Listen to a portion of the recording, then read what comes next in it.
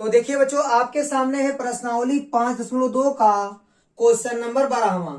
इसमें लिखा गया है कि दो समांतर श्रेणियों का सारवंतर समान है। दो समांतर श्रेणी आपके पास, उनका सारवंतर क्या है, समान है। और लिखा गया कि यदि इनके 100वें पदों का अंतर 100 है तो इनके 1000वें पदों का अंतर क्या होगा। ठीक है, तो चलिए इसको सॉल्व करते हैं। आपके पास दो समांतर श्रेणी है। मान लीजिए कि जो पहली समांतर श्रेणी है उसका प्रथम पद a और सारवंतर d मान लीजिए, और जो दूसरी समांतर श्रेणी है उसके प्रथम पद को आप a डैश मान लीजिए और सारवंतर को d डैश मान लीजिए। ठीक है, अब देखिए ये हो गया आपका प्रथम पद, क्या हो गया आपका प्रथम पद। ठीक है, और ये हो गया आपका सार्व अंतर, सार्व अंतर। और दूसरी श्रेणी का प्रथम पद क्या है, प्रथम पद ए डैश हम माने। ठीक है, और ए रहा आपका सार्व अंतर, सार्व अंतर, इसको डी डैश माने हैं। लेकिन इसमें बोला है कि दो समांतर श्रेणियों का सार्वंतर समान है। सार्वंतर आपका क्या है, समान है, मतलब जो इसका सार्वंतर है वही इसका भी सार्वंतर होगा। तो आप दोनों को डी मान लीजिए। अब देखिए सार्वंतर दोनों का क्या हो गया, समान हो गया। प्रथम पद अलग अलग हो गए। ठीक है, क्योंकि बोला है कि केवल सार्वंतर समान है, इसका मतलब इसका सार्वंतर और इसका सार्वंतर, मतलब दोनों श्रेणी का सार्वंतर समान है। ठीक है, इसके बाद क्या बोला है, यदि इनके 100वें पदों का अंतर 100 है तो पहले इसका 100वां पद निकालिए। 100वां पद मतलब T100, क्या होगा a प्लस 99d। ठीक है, और इसका जो 100वां पद है उसको T डैश 100 कर दीजिए। ठीक है, डैश से पता चले कि दूसरी श्रेणी का है 100वां पद। ठीक है, तो इसका 100वां पद क्या होगा, देखिए 100वां पद होता है a प्लस 99d, लेकिन प्रथम पद यहाँ क्या है, a डैश, तो यहाँ लगा देंगे a डैश, और सार्वंतर समान है तो d के जगह पर d ही रहेगा, कोई दिक्कत नहीं। अब प्रश्नानुसार यहां लिखेंगे, प्रश्नानुसार। देखिए प्रश्न में क्या बोला है, कह रहा कि यदि इनके 100वें पदों का अंतर 100 है तो इसका 100वां पद और इस श्रेणी का जो 100वां पद है, ठीक है, इन दोनों का जो 100वां पद है दोनों श्रेणी का, उसका अंतर, अंतर माने घटाना, अंतर कितना है, 100 है, मतलब बराबर 100 लिख दीजिए। तो इसका 100वां पद क्या है, a प्लस 99d माइनस इसका 100वां पद क्या है, आप ब्रैकेट में लिखिए a डैश प्लस 99d बराबर 100। अब देखिए ये हो जाएगा आपका a plus 99d minus, minus चिन्ह को बदल देगा तो माइनस a डैश और माइनस 99d बराबर 100। अब देखिए प्लस 99d और माइनस 99d कट जाएगा तो यहाँ आपको क्या मिलेगा, a माइनस a डैश बराबर कितना, 100 मिल जाएगा। ठीक है, अब ध्यान दीजिएगा, इसको आप समीकरण 1 मान सकते हैं। आपसे क्या पूछा है, तो इसके 1000वें पद का अंतर पूछा है। ठीक है, तो चलिए बच्चों आप यहाँ पर 1000वां पद निकाल सकते हैं। ठीक है, 1000वां पद क्या हो जाएगा, a प्लस 999d, और इसका 1000वां पद क्या हो जाएगा, a डैश प्लस 999d। ठीक है, तो डैश इसलिए लगा रहे हैं कि क्योंकि यह दूसरी श्रेणी है। ठीक है, अब ध्यान दीजिएगा, आपसे ये पूछा गया कि इनके 1000वें पदों का अंतर क्या होगा। तो चलिए निकालते हैं 1000वें पदों का अंतर, इसका 1000वां पद और दूसरे श्रेणी का 1000वां पद क्या है, t डैश 1000। ठीक है, अब ध्यान दीजिएगा, इसका अंतर आपको ज्ञात करना है, तो चलिए सॉल्व कीजिए इसको। ठीक है, तो t 1000 का मान कितना है, a प्लस 999d माइनस, अब देखिए माइनस है तो आप ब्रैकेट लगा लीजिए, t डैश 1000 का मान कितना है, a डैश प्लस 999d। अब देखिए a प्लस 999d माइनस चिन्ह को बदलेगा तो minus a dash minus 999d। अब देखिए यह प्लस और माइनस कैंसिल हो जाएगा, ये हो गया आपका a माइनस a डैश। ठीक है, और a माइनस a डैश का मान आप यहां से रख देंगे, कितना रख सकते हैं आप, 100। ये हो गया आपका समीकरण 1 से। तो 1000वें पदों का अंतर कितना आ गया, 100, और यही आपका आंसर होगा। ठीक है, तो बच्चों इस प्रकार आपका क्वेश्चन नंबर 12वां कंप्लीट हो गया। तो चलिए बच्चों अब लगाते हैं प्रश्नावली 5.2 का क्वेश्चन नंबर 13वां। ठीक है, तो देखिए 13वें क्वेश्चन को कैसे सॉल्व करेंगे, आप ध्यान दीजिएगा।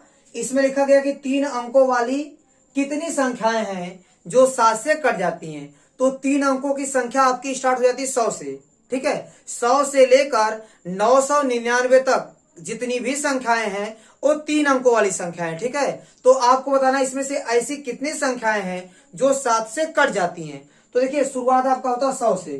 तो देखिए क्या 100 आपका 7 से कटता है, आप ट्राई कर सकते हैं। तो 7 से यदि इसमें भाग देते हैं आप, तो 7 एक अन्नम 7 और यहाँ बच जाएगा 3 और ये लग जाएगा 0।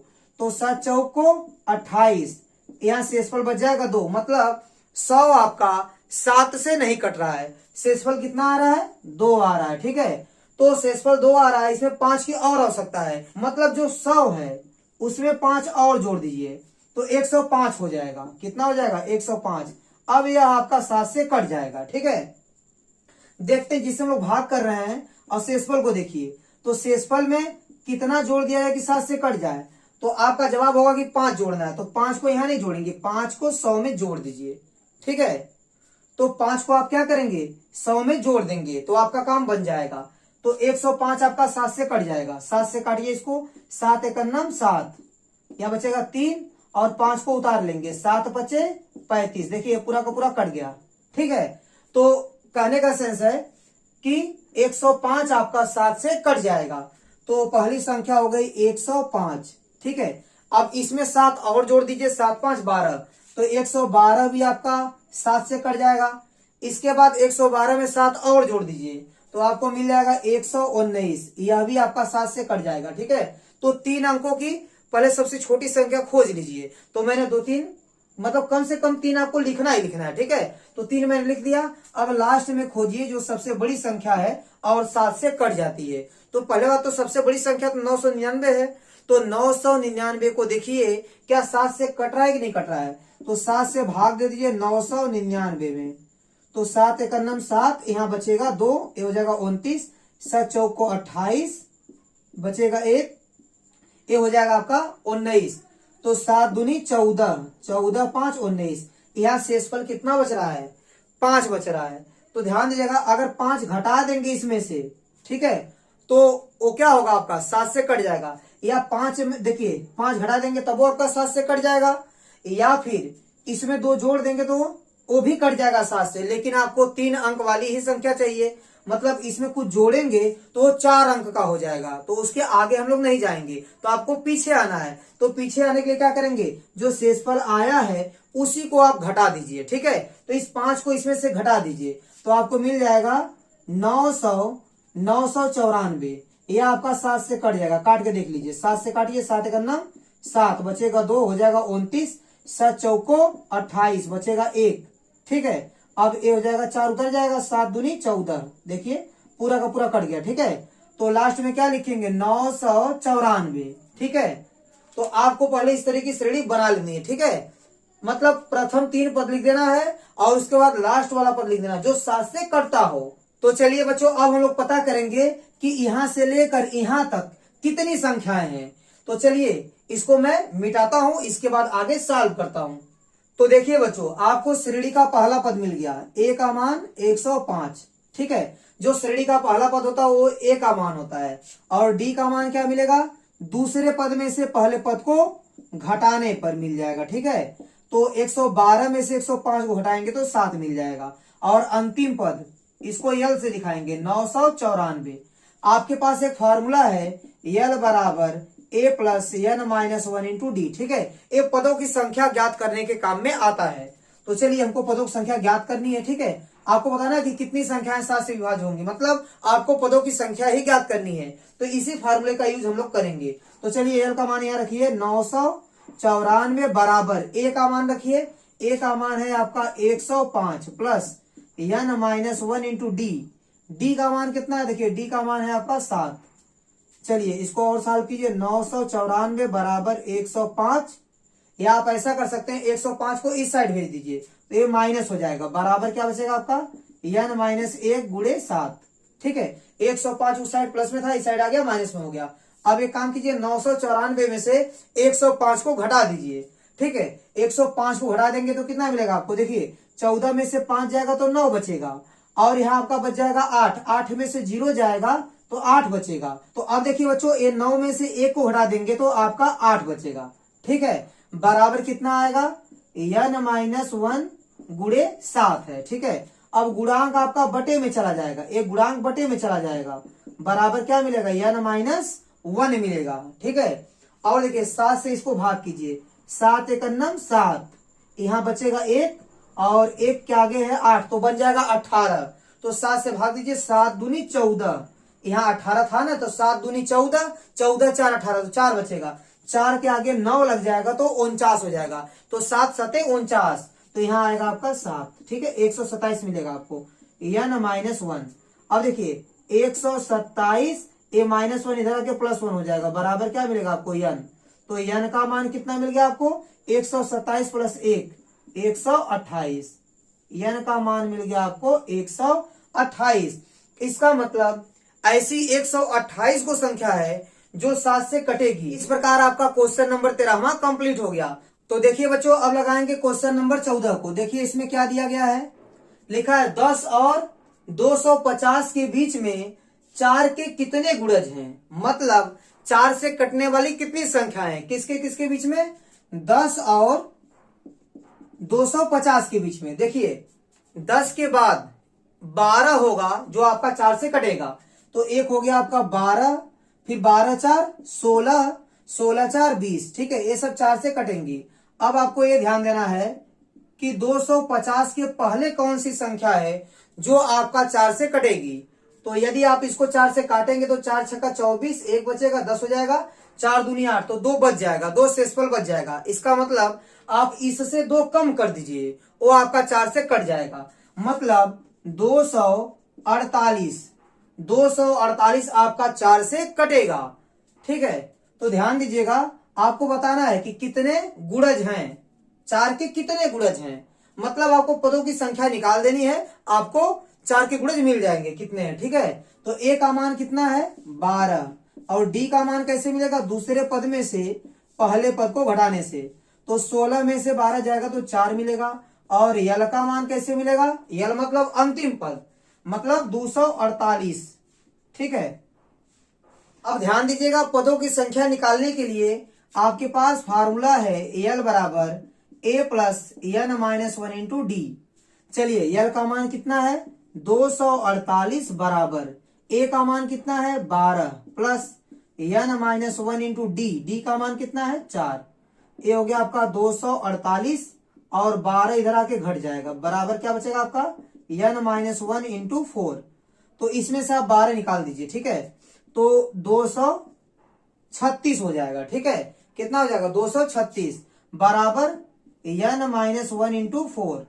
अब देखिए 236 एक गुणांक जाएगा बटे में, बराबर n-1, 4 से भाग करेंगे तो ये हो जाएगा आपका ऐसा कि 4 पचे 20, यहाँ बचेगा आपका 3। ठीक है, और उसके आगे क्या है 6 है तो 36 हो जाएगा।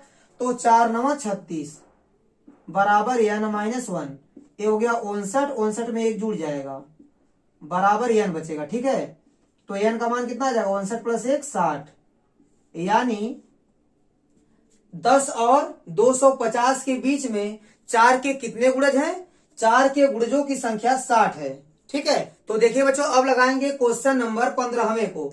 यहाँ लिखा गया है कि n के किस मान के लिए दोनों समांतर श्रेणियों, देखिए ये दोनों समांतर श्रेणी दी गई है। ठीक है, इन दोनों के n पद बराबर होंगे। ठीक है, तो चलिए दोनों श्रेणी का आप n पद निकाल लीजिए पहले। तो पहले श्रेणी का देखिए, प्रथम पद क्या है 63, मतलब a का मान 63, और सारवंतर कितना है, सारवंतर कैसे निकालेंगे, दूसरे पद में से पहले पद को घटाकर, तो कितना मिलेगा आपको 2 मिलेगा। ठीक है, तो प्रथम पद और सारवंतर मिल गया आपको। आप n पद निकाल लीजिए। n पद का फॉर्मूला क्या होता है, a + n-1 × d। a का मान हो गया 63 प्लस n-1 × d, d का मान कितना हो गया 2। ये हो गया आपका 63 प्लस 2 का अंदर गुणा कर दीजिए, 2n - 2। अब 2n को आप पहले लिख दीजिए, अब 63 में से 2 को घटा दीजिए तो कितना बचेगा आपका 61, और इसका भी आप n पद निकाल लीजिए। तो इस श्रेणी का पहला पद क्या है 3, और सारवंतर कैसे मिलेगा, दूसरे में से पहले को घटाने पर, मतलब 10 - 3 कर लीजिए। ठीक है, अब इसका भी आप यनवा पद निकाल लीजिए। तो यनवा पद का फॉर्मूला क्या होता है, a plus n - 1 into D. तो देखिए a का मान कितना है 3 प्लस n - 1 इंटू डी का मान कितना है 7। ये हो गया आपका 3 और प्लस 7 का अंदर गुणा कीजिए, 7n माइनस 7 गुणे 1 तो कितना हो जाएगा 7। अब देखिए ये हो गया आपका 7n माइनस 7 प्लस 3 है, तो 7 में से 3 घट जाएगा आपका, तो बचेगा 4। चिन्ह किसका लगेगा, माइनस का, क्योंकि 7 बड़ा है तो बड़े का चिन्ह लगता है। तो अब देखिए लिखेंगे यहां पर प्रश्नानुसार। प्रश्न में बोला गया है कि n के किस मान के लिए दोनों श्रेणी के n पद बराबर होंगे। तो आप पहले दोनों श्रेणी के n पद को बराबर कर लीजिए, तो आपको n का मान मिल जाएगा। देखिए इसका n पद क्या है 2n प्लस 61 बराबर, इसका n पद क्या है आपका 7n माइनस 4। दोनों को मैंने बराबर कर लिया। अब देखिए ए हो गया आपका 61, ए माइनस 4 इधर क्या हो जाएगा +4 बराबर, ए है आपका 7n और ये प्लस 2n उधर जाके क्या हो जाएगा -2n। 61 में 4 जोड़ेंगे तो 65 हो जाएगा बराबर, 7n में से 2n घटेगा तो 5n बचेगा। तो n का मान कितना आएगा 65 और एक गुणांक जाएगा बटे में, 65/5। तो 5 से आप भाग कर दीजिए तो 13 बचे 65। तो n का मान क्या हो गया 13। तो n बराबर 13 के लिए, तो बच्चों इसका मतलब क्या हुआ, n का मान 13 आ गया। इसका मतलब क्या हुआ कि n बराबर 13 के लिए, बोला ना कि n के किस मान के लिए, तो आप लिख देंगे n बराबर 13 के लिए दोनों समांतर श्रेणियों का यनवा पद क्या होगा बराबर होगा। तो n का मान आपका आ गया 13 और 13 आपका आंसर होगा। ठीक है, तो इस प्रकार आपका क्वेश्चन नंबर 15वां भी कंप्लीट हो गया। अब देखिए बच्चों क्वेश्चन नंबर 16 करते हैं। इसमें क्या लिखा गया है कि वह एपी ज्ञात कीजिए, मतलब वह समांतर श्रेणी ज्ञात कीजिए जिसका तीसरा पद 16 है और सातवां पद पांचवें पद से 12 अधिक है। तो तीसरा पद क्या दिया गया 16, मतलब T3 का मान दिया गया है 16। ठीक है, और क्या दिया गया है देखिए, कह रहा है कि और सातवां पद मतलब T7, सातवां पद क्या है पांचवें पद से मतलब T5 से 12 अधिक है। सातवां पद आपका पांचवें पद से 12 ज्यादा है तो इसमें से 12 माइनस कर लीजिए। ठीक है, अब देखिए तीसरा पद मतलब a प्लस 2d बराबर 16, समीकरण नंबर 1। सातवां पद का मतलब a प्लस 6d और माइनस कितना 12 बराबर a प्लस 4d, क्योंकि यहाँ T5 है तो a प्लस 4d हो जाएगा। अब देखिए a से a कैंसिल हो जाएगा, ये जो 6d है ठीक है इसको यहीं पर रहने दीजिए, ये जो 4d है उसको इस साइड भेज दीजिए तो -4d हो जाएगा इक्वल टू -12 उधर जाके क्या हो जाएगा +12। तो 6d में से 4d निकल जाएगा तो कितना बचेगा 2d बराबर कितना हो जाएगा 12। d का मान कितना हो जाएगा 12/2, तो 2 छक्का 12। ठीक है, अब इस d के मान को आप समीकरण 1 में रख सकते हैं। ठीक है, d के मान को आप कहां रख दीजिए समीकरण नंबर 1 में। तो देखिए क्या मिलेगा आपको a प्लस 2 इंटू क्या है d है, d का मान कितना 6, तो आप यहां लिख सकते हैं गुणे 6 बराबर कितना हो जाएगा 16। a हो गया a प्लस 6 दूनी 12 बराबर 16, तो a बराबर कितना आएगा 16 और प्लस 12 उस साइड जाकर क्या हो जाएगा -12। ठीक है, तो a का मान मिल जाएगा आपको 16 में से 12 घटेगा तो 4 मिल जाएगा। आपको निकालना है समांतर श्रेणी। तो देखिए बच्चों आपको a का मान और d का मान मिल चुका है, आपको एपी निकालना है मतलब समांतर श्रेणी निकालना है। तो पहले आप पहला पद निकाल लीजिए, पहला पद का मतलब क्या होता है a का मान कितना 4, फिर दूसरा पद निकाल लीजिए, दूसरा पद का मतलब a प्लस 1d मतलब a प्लस d, a का मान कितना है 4 और d का मान कितना है 6, 6 4 10। अब तीसरा पद निकाल लीजिए a प्लस 2d, a का मान 4 प्लस a हो गया 2 और गुणे d का मान कितना 6, 6 दूनी 12 12 4 16। ठीक है, तो देखिए बच्चों अब लिख देंगे आप यहाँ पर अतः एपी आपको क्या मिल जाएगा, पहला पद क्या है 4 कॉमा, दूसरा पद कितना है 10 कॉमा, तीसरा पद कितना है 16 कॉमा डॉट डॉट डॉट। ठीक है, आपको समांतर श्रेणी मिल चुकी है। समांतर श्रेणी आपकी क्या है 4 10 16 डॉट डॉट डॉट, और यही आपको ज्ञात करना था और यही आपका आंसर हो जाएगा। ठीक है, तो इस प्रकार आपका क्वेश्चन नंबर 16वां भी कंप्लीट हो गया। तो बच्चों उम्मीद करता हूं कि ये सभी क्वेश्चन आपको अच्छे से समझ में आ रहे होंगे।